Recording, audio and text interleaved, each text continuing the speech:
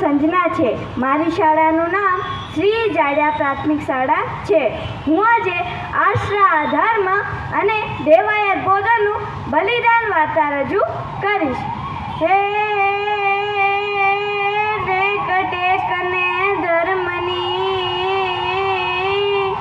અહીં પાણે વાત, આ તો સંત સુરા નિપજાવતી।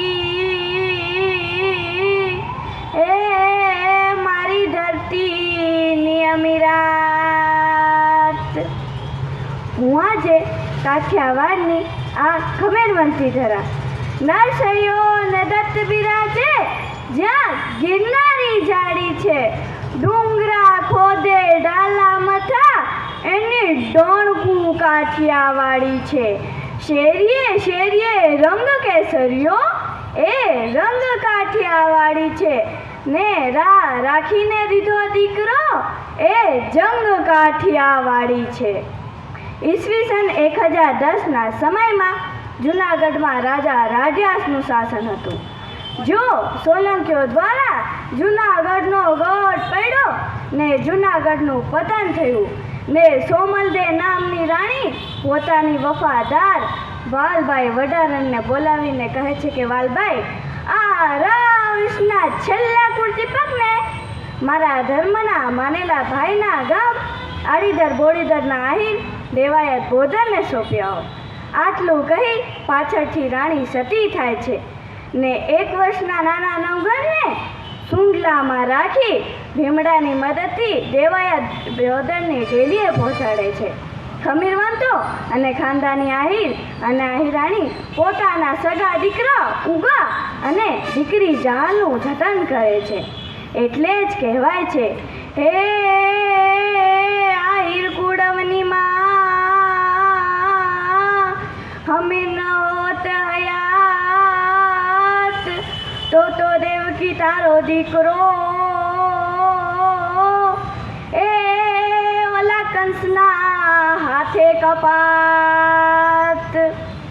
આ વાતને 12 વર્ષના વાણા વાઈ ગયા અને જેવી સોલંકીઓને ખબર પડી કે અમારા દુશ્મનનો દીકરો દેવાયત બોધનને ત્યાં ઉછરે છે, એટલે દેવાયત બોધનને રાજસભામાં હાજર કરવા સમાચાર મોકલવામાં આવે છે। દેવાયત બોધન રાજસભામાં હાજર થાય છે એટલે એને પૂછવામાં આવે છે કે અમારા દુશ્મનનો દીકરો તારા ઘરમાં ઉછરે છે? ત્યારે દેવાયત બોધન કહે છે, હા, નાનો હતો ને એટલે બાપ, તમને બાળ હત્યા ના લાગે એટલા માટે મોટો થાય ત્યારે તમને જ સોંપવાનો હતો। પછી પોતાની પત્ની આહીરાણીને ચિઠ્ઠી લખે છે અને અંતમાં એટલું જ લખે છે કે આહીરાણી રાખીને વાત કરજો। આટલા વાક્યમાં ભારત વર્ષની જગદંબા એવું સમજીને નવઘણની જગ્યાએ પોતાના એકના એક દીકરા ઉગાને તૈયાર કર્યો। પણ ખમી તો જુઓ આ કોયડાનું કે ઉગો પણ હસતા મોઢે તૈયાર થઈ જાય છે। સામેથી સોલંકીઓના ભર દરબારમાં સૈનિકો સાથે આહીરાણીને આવતા જોયા ને આહીરાણીની આંગળીઓ ઉગાને જોઈ દેવાયત બોધનના રોમે રોમ આનંદ થઈ ગયા ને મનમાં બોલવા લાગ્યા, વાહ આહીરાણી વાહ, વાહ આહીરાણી વાહ। એટલે જ કહેવાનું મન થાય, અમ દેશની એ આર્ય રમણી અમર છે ઇતિહાસમાં। અમ દેશની એ આર્ય રમણી અમર છે ઇતિહાસમાં। જો સોલંકીઓનો હુકમ છૂટ્યો તેની સાથે જ દેવાયત બોધનના મ્યાનમાંથી તલવાર નીકળી સટ એક જ ઘામાં પોતાના એકના એક દીકરાનું માથી ધડથી જુદું કરવામાં આ હવજ હૈલો પણ નહીં હો।